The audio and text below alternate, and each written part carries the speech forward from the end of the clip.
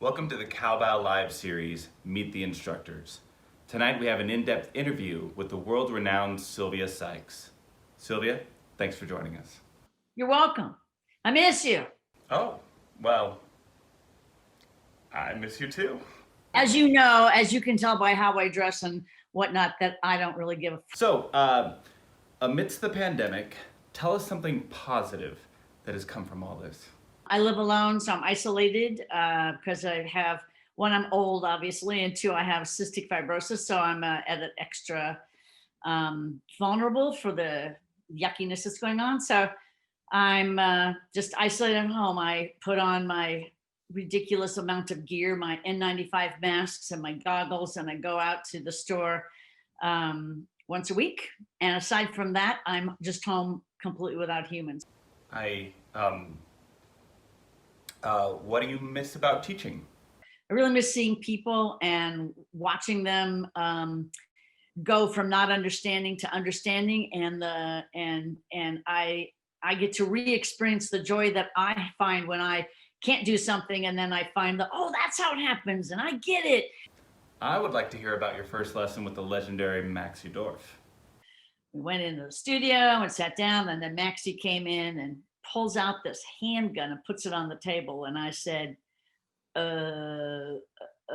what's that for? And he looks at me right in the eye and goes, you never know. Shuffle or death. Seems to have worked. I do remember saying, well, is it loaded? And he goes, well, yeah. I was like, got a little sweatier, and that was about it.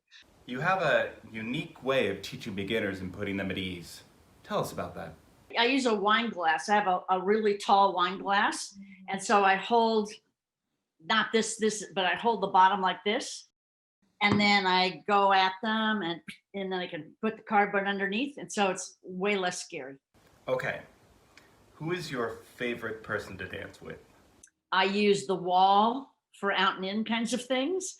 And I use door for a door jam for toss out stretchy things. And that's about it. Inanimate objects. It stings.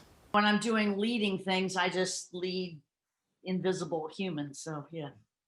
Impressive. So as a dancer, how should I develop my social media presence?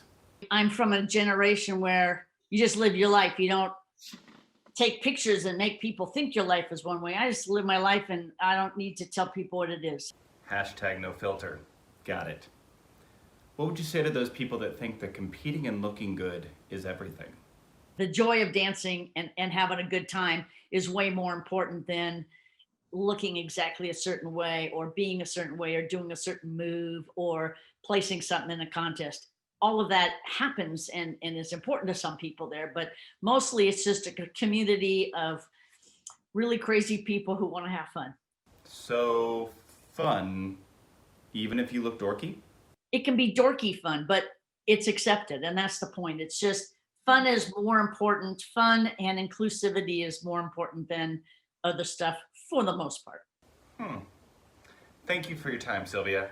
Could you give us some final words of inspiration?